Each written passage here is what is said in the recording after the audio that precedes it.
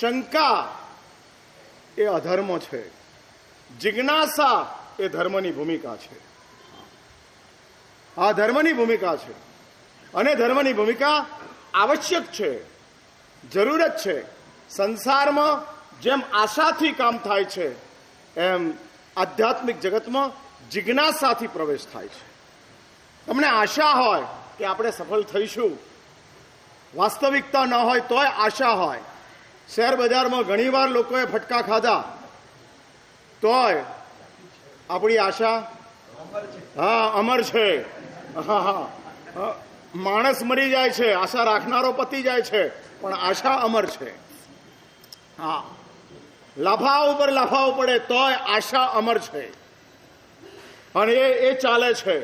એટલે આ સંસાર આશાઓના આધારે, આશા મીન્સ સંભાવનાઓ, એ સંભાવનાઓના આધારે સંસારમાં આપણા કામ થતા જાય છે, આપણે કામ કરતા જઈએ છીએ.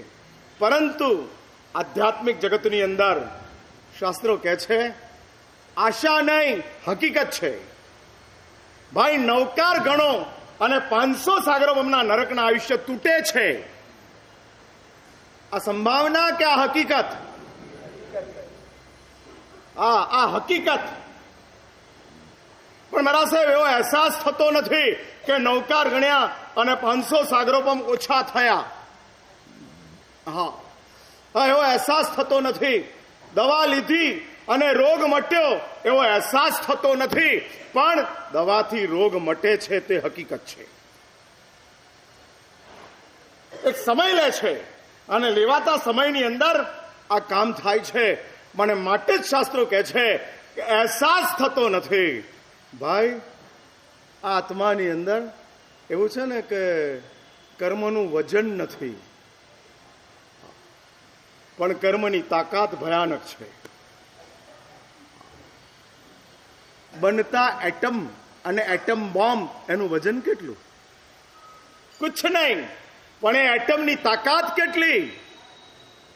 લાખો લોકોને તબાહ કરી નાખવાની છે.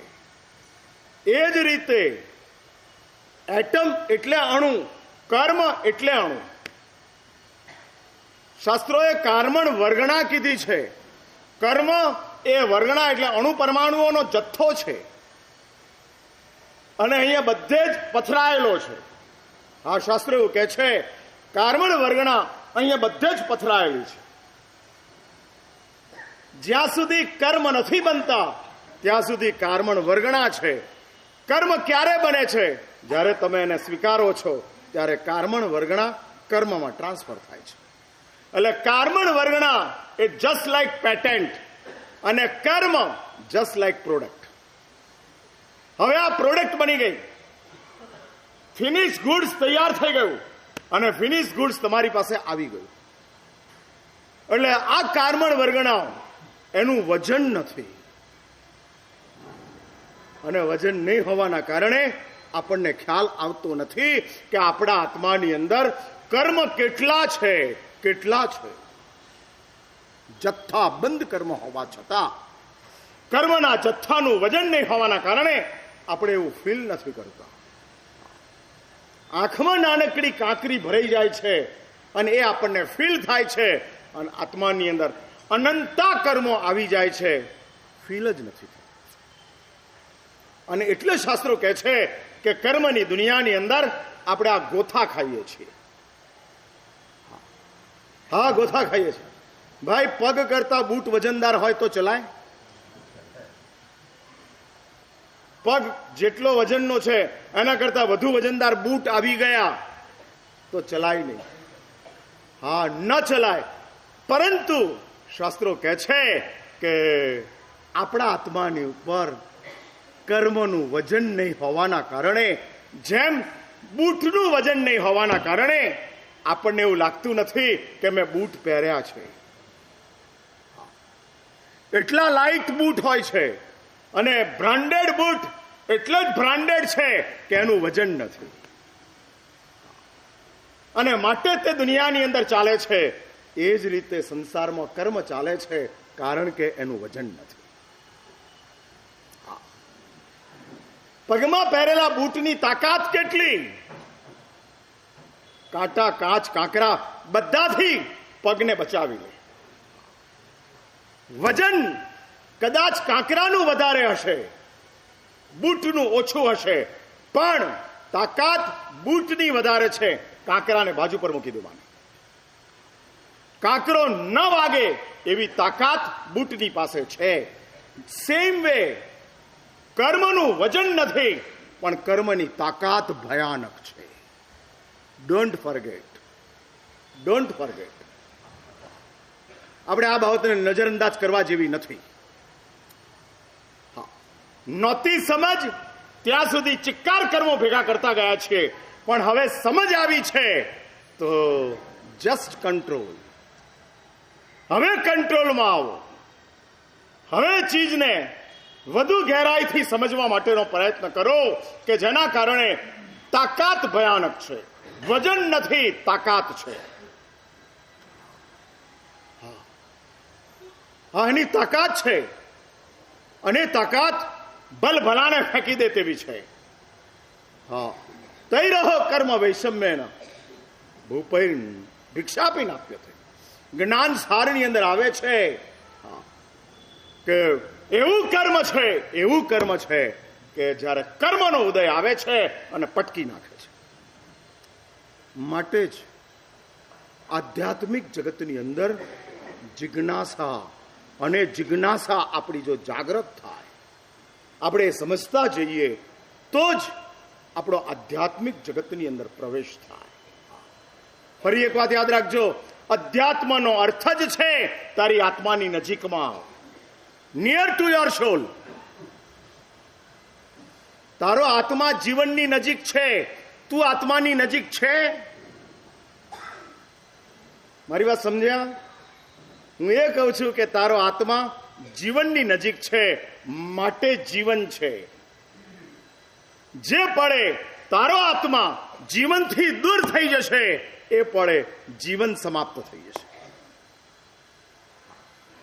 જીવન નહીં બચે. કેમ? કારણ કે તારો આત્મા જીવનથી દૂર થઈ ગયો, અને જીવનથી દૂર થઈ જવાના કારણે હવે આ જીવન સમાપ્ત થઈ ગયું. એટલે તારો આત્મા જીવનની નજીક છે, માટે તું જીવતો છે. હા, માટે તું જીવતો છે. જે પડે આત્મા જીવનથી દૂર થઈ ગયો, એની સાથે જ જીવન પૂરું થઈ જાય છે. એ જ રીતે હું તમને પૂછું છું, તમને એટલે તમારા મનને પૂછું છું કે તમારું મન આત્માની નજીક ખરું? અધ્યાત્મનો અર્થ જ છે મન આત્માની પાસે ગયું. જીવન તો બાય ડિફોલ્ટ આત્માની પાસે છે જ, મન આત્માની પાસે ગયું. હા, મન આત્માની નજીકની અંદર ગયું, એનું નામ અધ્યાત્મ છે. હા, એનું નામ. જીવન આત્માની પાસે હોય એ અધ્યાત્મ નથી, મન આત્માની પાસે હોય એ અધ્યાત્મ છે. એટલે તમે સામાયિક પૂજા, પ્રતિક્રમણ, ઔષધ, આરાધના આ બધું કરતા હો, પણ અધ્યાત્મ ન હોય. જેવી રીતે અભવિયો કરે છે. હા, ભૌતિક જગતમાં જેમ દારિદ્ર્ય એ ભયાનક અપમાન છે, એમ આધ્યાત્મિક જગતની અંદર અભવી એ ભયાનક અપમાન છે. આત્માનું ભયાનક અપમાન છે. હા, આના જેવું આધ્યાત્મિક જગતમાં બીજું કોઈ અપમાન નથી. બીજું કોઈ અપમાન નથી. કેમ? કારણ કે અભવી આત્મા મીન્સ હવે આત્મા ક્યારેય આ જંજાળોની અંદરથી બહાર આવશે જ નહીં. હા, આવશે જ નહીં. ભાઈ, આમ શરીર થાકતું જ ન હોય તો ફાવે? ખાવા છતાંય પેટ ભરાતું જ ન હોય તો ચાલે? હું પૂછું છું, આગળ પૂછ્યું, કમાવા છતાંય મન ભરાતું ન હોય તો ચાલે?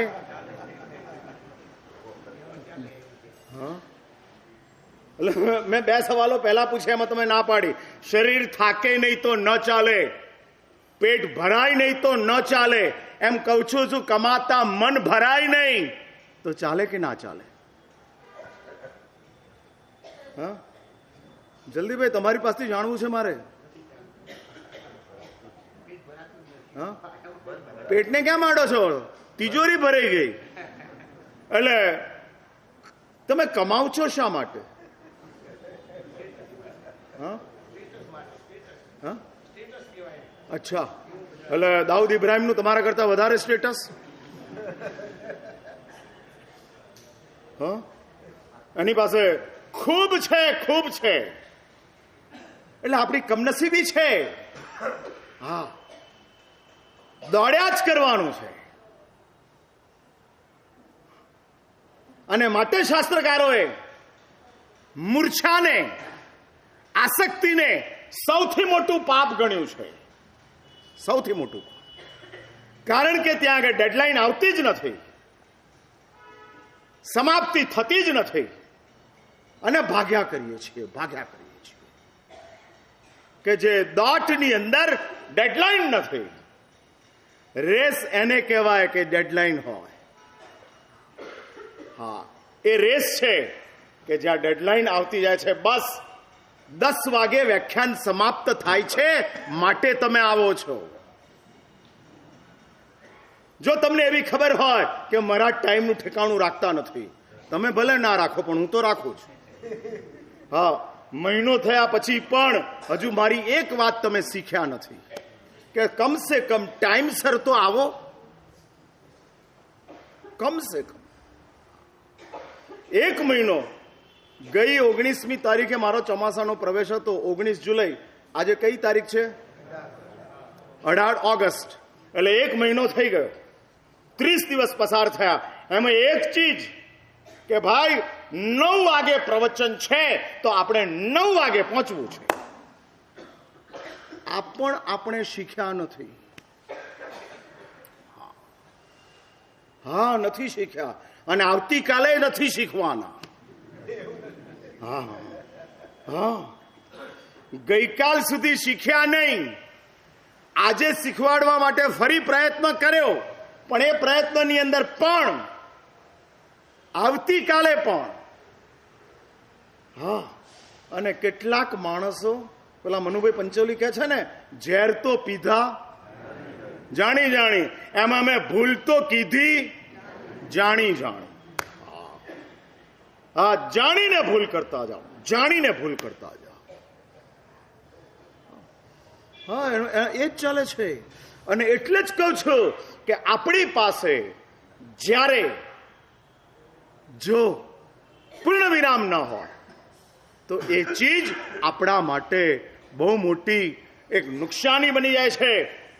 શરીર થાકતું નથી તો ઊંઘ આવતી નથી, પેટ ભરાતું નથી તો ભૂખની મજા લાગતી નથી. હા, પેટ ભરાતું જ નથી. એ જ રીતે સંસાર અટકતો જ નથી તો એ સંસાર ભયાનક ભયાનક આપણા જીવનની અંદર ત્રાસરૂપ બની જાય. ત્રાસરૂપ. તમને કલ્પના આવે છે? અભવી એટલે શું? ક્યારેય સંસાર અટકવાનો નથી. અને સંસાર અટકવાનો નથી એટલે દુઃખો જવાના નથી. ચાલ્યા જ કરશે, ચાલ્યા જ કરશે, ચાલ્યા જ કરશે. અને સ્થિતિની વચ્ચે આ અભવીની પરિસ્થિતિ ઊભી થાય છે. એટલે હું એ કહેવા માંગુ છું કે આ સંસારની અંદર આપણી પાસે જીવન કરે એ ભૌતિકતા છે, મન સમજે એ આધ્યાત્મિકતા છે. મારી વાત એ ચાલતી હતી. અને આપણે ભૌતિક જગતમાં નથી, આપણે આધ્યાત્મિક જગતમાં જવા માંગીએ છીએ. એટલે સામાયિક પૂજા પ્રતિક્રમણ એ જીવન આત્મા જીવનની નજીક છે. માટે સામાયિક પૂજા પ્રતિક્રમણ ઔષધ આરાધના ચાલે છે. હા, માટે ચાલે છે.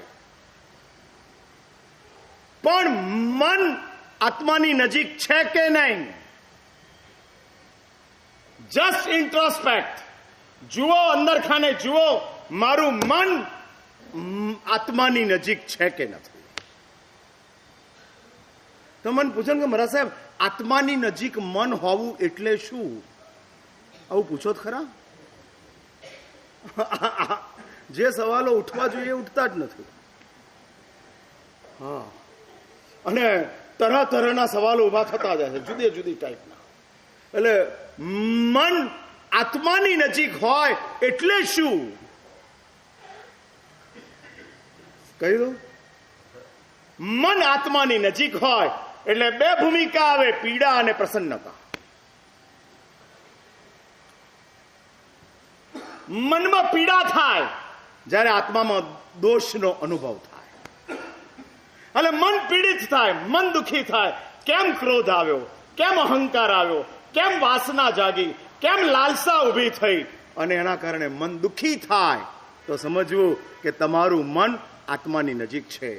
એ જ રીતે ક્યારેક અંદર ખાને શુભ ભાવો જાગૃત થાય, સાધુ મહારાજને જોઈને આનંદ થાય, તપસ્વીઓને જોઈને અનુમોદના થાય, અને એ પ્રસન્નતા આવે ત્યારે સમજજો કે મન આત્માની નજીક છે. હા, એટલે સુકૃતોમાં આનંદ થતો હોય મનથી તો સમજજો આત્માની નજીક છો. અને દોષોની અંદર પીડા ઊભી થતી હોય, ચિત્કાર પેદા થતો હોય, વેદના જાગૃત થતી હોય, ત્યારે સમજજો કે તમારું મન તમારા આત્માની નજીક છે. હા, પાપી આત્મા છે, પીડા મનને થાય. સુકૃત આત્મા કરે છે, આનંદ મનને થાય. કારણ આત્મા અને મન એક સિક્કાની બે બાજુ છે. અને માટે શાસ્ત્રો કહે છે કે આપણા જીવનની અંદર કેટલીક જિજ્ઞાસાઓ જાગવી જોઈએ. અને જાગેલી જિજ્ઞાસાઓને અમારી ફરજ છે સંતોષવાની.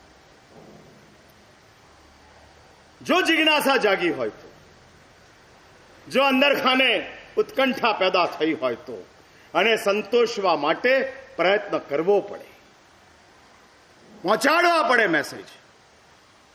અને તે જ ભૂમિકા છે માટે જ દર મંગળવારના દિવસે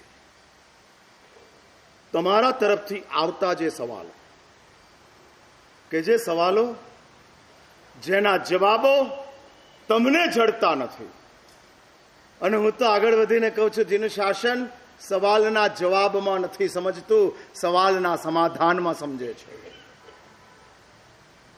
સવાલનો જવાબ મળશે તો નવો સવાલ પેદા થશે, પણ સવાલનો સમાધાન થઈ જશે તો કોઈ સવાલ ઉભો થશે. હા, કોઈ સવાલ ઉભો નહીં થાય. એટલે સવાલ એનો જવાબ નહીં, જીન શાસન સમાધાન આપે છે.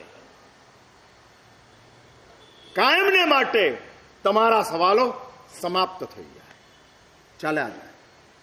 હા, ઇન્દ્રભૂતિ ગૌતમને પરમાત્મા મહાવીર સમાધાન લાગ્યા છે, અને જમાલીને મહાવીર જવાબ લાગ્યા, ગૌતમને મહાવીર સમાધાન લાગ્યા.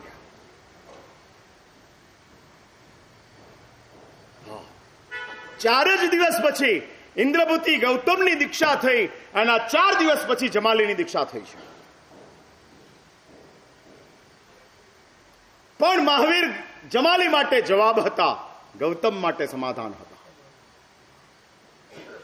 હા, જમાલીને મહાવીરને જોઈ મહાવીરની પાસે વિરક્તિ જાગૃત થઈ અને દીક્ષા લીધી. મહાવીર જમાલીની વિરક્તિનો જવાબ હતા, અને ગૌતમ એના વિરોધનો મહાવીર સમાધાન હતા. હા, મહાવીર તરફથી સમાધાન પ્રાપ્ત થઈ ગયું, એટલે વિરોધમાં ગૌતમને સમાધાન મળ્યું, અને વિરક્તિમાં મહાવીર જવાબ બન્યા. જમાલીનો વિરાગ સાચો, માટે જ પરમાત્માએ કીધું, મા પરિબંધમ ગુણઃ, વિલંબ ના કર, હમણાં જ લઈ લે, હમણાં જ. કારણ પ્રભુએ જોયું છે કે જમાલીના અંતરાત્માની અંદર વિરક્તિ, સર્વવીરતિ એનો ભાવ જબરજસ્ત જાગ્યો છે. અને અત્યારે વીજળી થઈ છે તો દોરો પરોવી લેવાનો, કરી જ લેવાનું, વેટ નહીં કરવાનું. હા, ચા ગરમા ગરમ જ પીવાય. 5 મિનિટ મોડી થાય એટલે ચાની તાકાત ખતમ થાય. ભાવ એ જસ્ટ લાઈક ચા. હા, અને વિચાર એ જસ્ટ લાઈક ખાખરો. હા હા, વિલંબે પણ ખાઓ તો ખાખરો ખરાબ થતો નથી, અને વિલંબે ભાવને યાદ કરો તો ભાવ ચાલ્યો જાય છે. હા, હવે ભાવ નહીં આવે, નહીં આવે. શ્રી કૃષ્ણ નેમને કહે છે, પ્રભુ નેમ એમ કહે છે શ્રી કૃષ્ણને કે તમે જે સાધુઓને વંદન કર્યા એના કારણે તમારી 4 નારક તૂટી ગઈ છે. 7માંથી 3જી આવી ગયા છો. 7મી ગઈ, 6ઠી ગઈ, 5મી ગઈ, 4થી ગઈ. અને 18,000 સાધુઓને શ્રી કૃષ્ણએ વંદન કર્યા.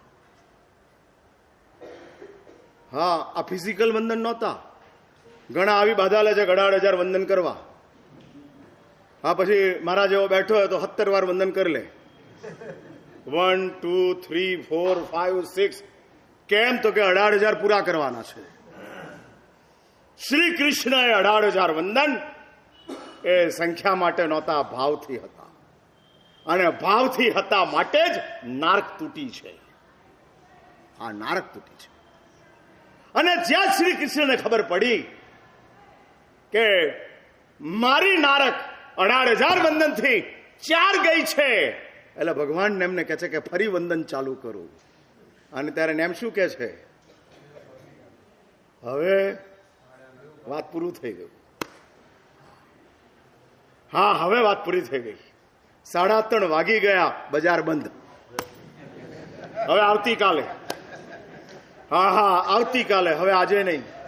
પણ હવે જ મને ખબર પડી. આમ 3:30 ને 55 સેકન્ડે મેં જોયું કે જે સ્ક્રિપ્ટનો ભાવ ઉચકાયો હતો, હજુ તો હું પ્રોફિટ બુક કરવા જાઉં ત્યાં 3:30 ને 60 થઈ ગઈ. બસ ખતમ, વાત પૂરી. હવે નેક્સ્ટ ડે. હા, તું કઈ ટાટા બિરલા નથી, અથવા તો હોય તોય 3:30 બજાર બંધ થાય એટલે થઈ જ જાય. આમાં કોઈનું ના ચાલે, કોઈનું ના ચાલે. હા, આ શેર બજાર છે, આ ફૂટબોલની કમિટી નથી કે ટ્રમ્પની ઇન્ફ્લુઅન્સ કામે લાગે અને અમેરિકાના ખેલાડીને રમવા બેહાડી દે. ના, આ શેર બજાર છે. એ જ રીતે ભાવોની દુનિયા જસ્ટ લાઈક શેર બજાર. જ્યારે ભાવ વધ્યા હોય ત્યારે પ્રોફિટ બુક કરી લો. નાના પણ હજુ વધશે. અરે શાંતિ રાખને ભાઈ, થઈ ગયું છે, કરી નાખ અને કામ પૂરું થાય. શ્રી કૃષ્ણ અને એની દુનિયાની અંદર આ વાત ચાલે છે. એટલે એક વાત સમજી રાખજો, પ્રભુ જમાલીને કહે છે કે આ ભાવ જાગ્યો છે, પતાવી નાખો. પણ જમાલી માટે ભગવાન જવાબ હતા અને ગૌતમ માટે પરમાત્મા સમાધાન હતા. હવે મહાવીર ગૌતમને માટે સ્વભાવ બની ગયા. મહાવીર જમાલીને માટે ભાવ બનીને રહ્યા. ભાવ, હા, એટલે ભાવ એ કપમાં રહેલી ચા છે અને સ્વભાવ એ પેટમાં ગયેલી ચા છે. તાજગી આપી દે. ચા પેટમાં જાય, તાજગી આવે. ચા કપમાં રહે, ઠંડી થઈ જાય. એમ પ્રભુ મહાવીર ગૌતમને માટે પેટમાં ગયેલી ચા છે અને જમાલીને માટે કપમાં રહેલી ચા છે. અને માટે જ જમાલી ભગવાનની સામે થાય છે. એટલે જ જે સવાલો છે, હા હા, અને કેટલાક કહેવાતા, મારી પાસે હમણાં જ જે સવાલ આવ્યો છે એ થોડો તમને એમ કહે છે કે મારા સાહેબ આવો સવાલ ભાઈ હોય અને આવવા દેવાનો. બાઉન્સર બોલને રમવાની તાકાત વિરાટ કોહલીની જ હોય, એટલે એમાં ડરવાનું નહીં, આવવા દો. હા, પછી તમે 11મા ખેલાડીની સામે બાઉન્સર નાખો, બિચારાનું માથું ફૂટી જાય. એટલે સવાલ પૂછવાય તો મને જ પૂછવાના, બીજા કોઈને નહીં પૂછવાના. મને રમતા આવડે છે. હા, હું હેલ્મેટ પહેરીને આવું છું. મારા ગુરુદેવની કૃપાએ મોટામાં મોટું હેલ્મેટ છે. અહીંયા આગળ સવાલ આવ્યો છે, આપશ્રીએ જણાવ્યું કે પ્રવચન શ્રવણ આદરપૂર્વક કરવું. સંઘમાં મોટો હોવાથી ઉપાશ્રય તો મોટા બની જાય છે. સંઘ મોટો હોવાથી ઉપાશ્રયો મોટા બની જાય છે, પણ વક્તાનો અવાજ ના પહોંચે માટે અમારા શ્રવણની લિંગ તૂટી જાય તો એના માટે સંઘ કોઈ ઉપાય કરી શકે ખરો?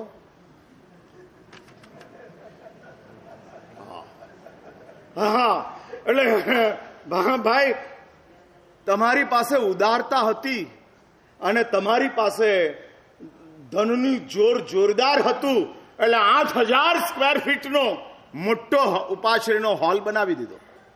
અને ઉપરનો ગણો તો 10,000 સ્ક્વેર ફીટ. નીચેનો હોલ 8,000 સ્ક્વેર ફીટનો, ઉપરનો બીજો 3,500. એટલે 10,000 સ્ક્વેર ફીટનો આ પ્રવચન હોલ તૈયાર થઈ ગયો. હા, બની ગયો. અને એની અંદર શ્રોતાઓ પણ આવવા માંડ્યા. અને આવેલા શ્રોતાઓને સંભળાવવાની જવાબદારી વક્તાની તો છે જ, પરંતુ એની સાથોસાથ સપોર્ટર્સની પણ આવતી જાય છે. અને તમારે ત્યાં તો એવું છે ને કે ઉત્તરનું બંધ કરાવો તો દક્ષિણમાં ચાલુ થાય, પૂર્વનું બંધ કરાવો તો પશ્ચિમમાં ચાલુ થાય. એટલે અહીંયા બધે જ ચાલે.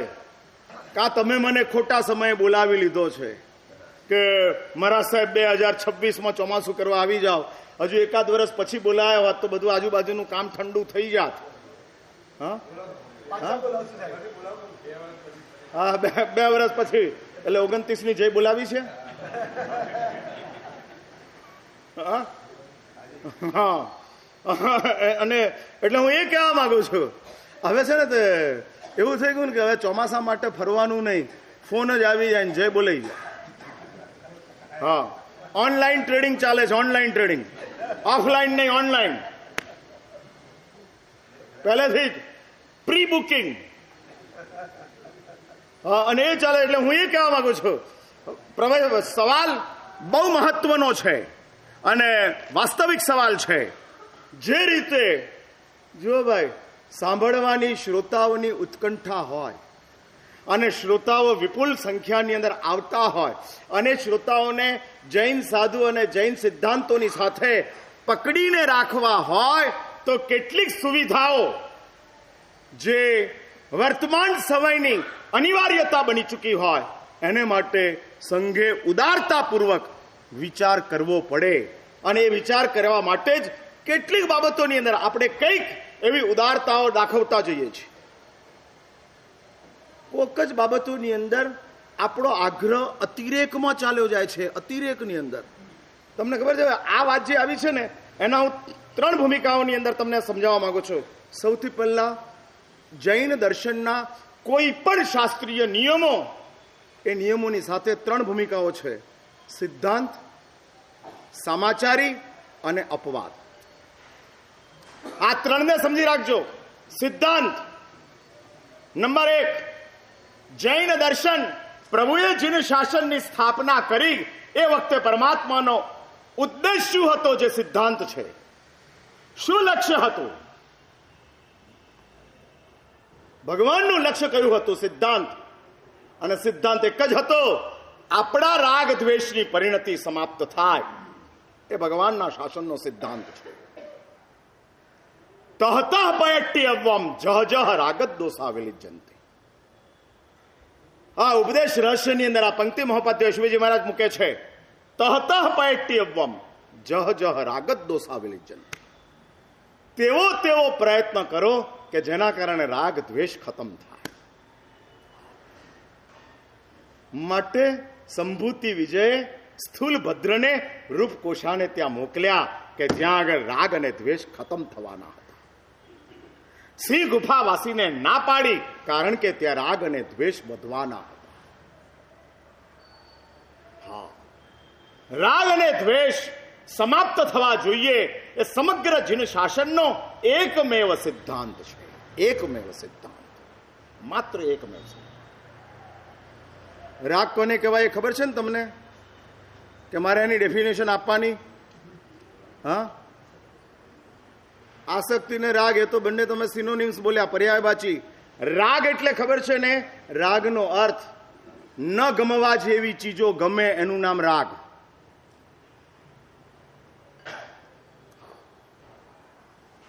હા, ન ગમવા જેવી ચીજો ગમે એનું નામ રાગ. પણ મહારાજ સાહેબ, અમને ગમવા જેવી ચીજો ગમે છે.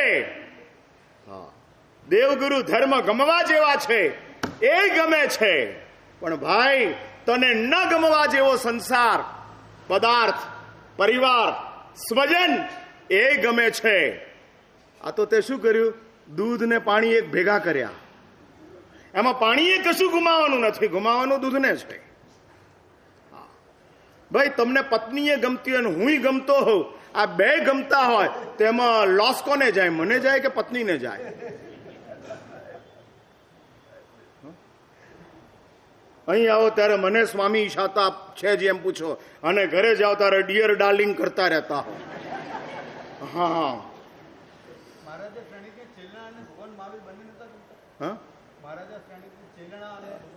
તારું નામ શ્રેણિક છે એટલે તું પૂછે છે? આ ભાગશાળી કે છે મહારાજા શ્રેણિક ને ચેલણા અને મહાવીર બે નહોતા ગમતા, ગમતા હતા, પણ ચેલણા ચેલણાની કક્ષામાં અને મહાવીર મહાવીરની કક્ષાની અંદર. હવે પૂછ કે એટલે શું?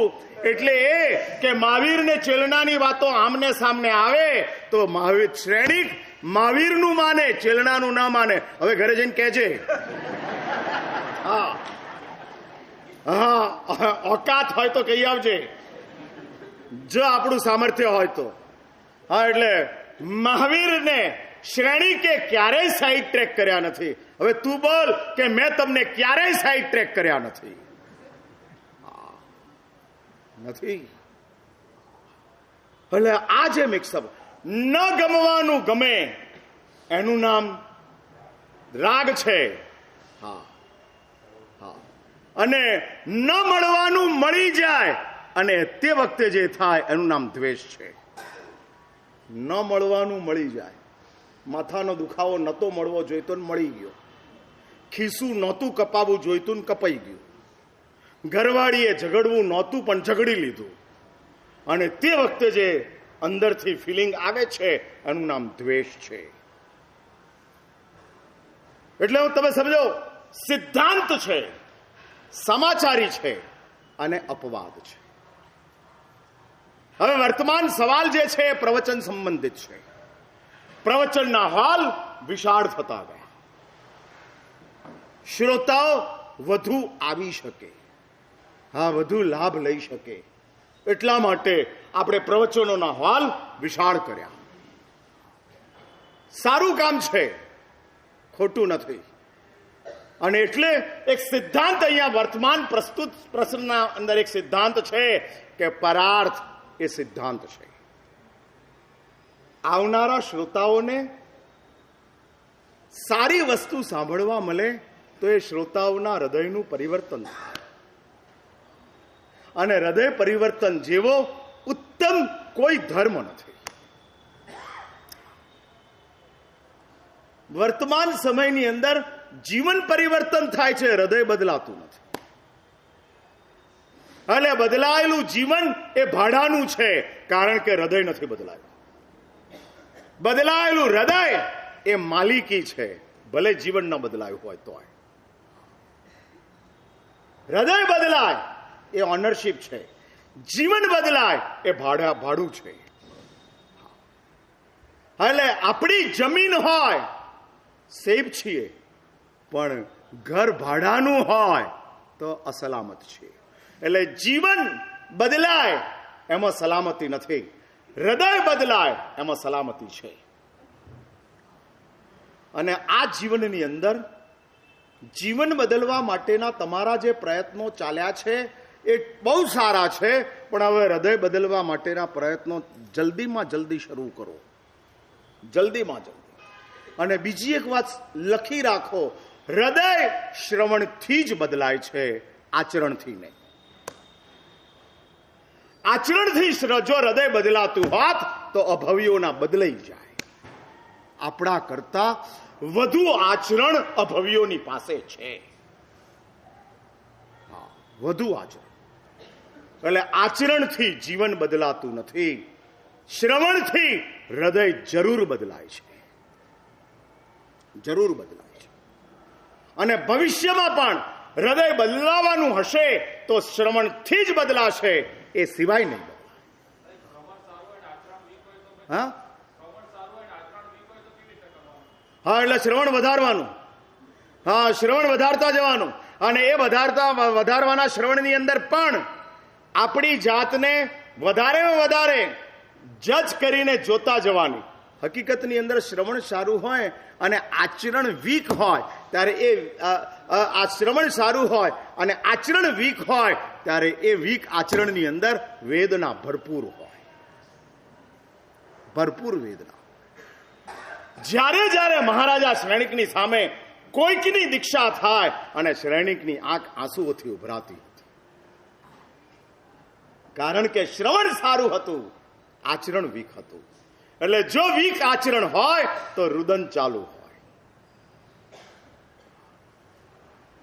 અને સાચું શ્રવણ હોય, વીક આચરણ હોય તો એનો આઉટકમ છે રુદન ચાલુ હોય.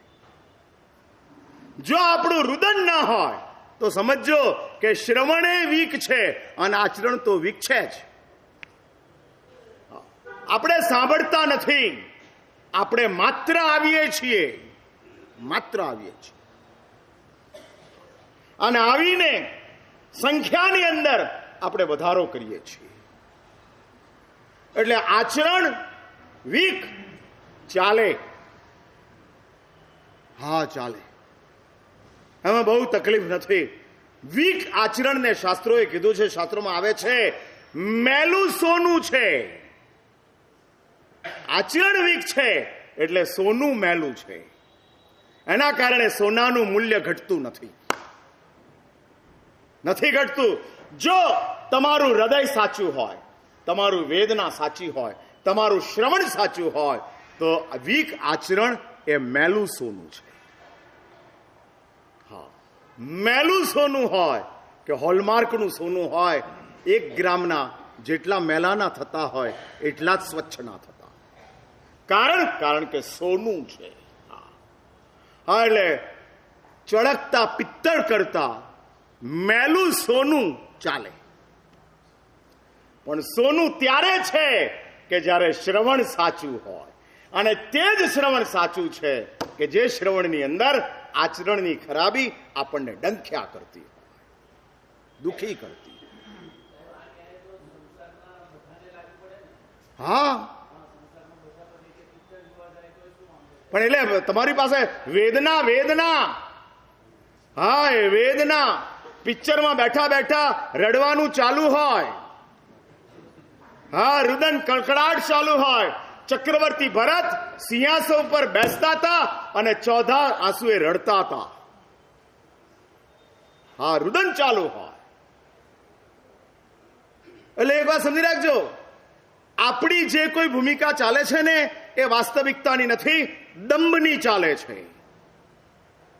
અને દંભની ચાલતી હોવાના કારણે આપણને આપણું આચરણ ખરાબ લાગે છે, પણ એવી પીડા ઊભી થતી નથી. હા, નથી થતી. ત્રાસ ઉભો થતો નથી.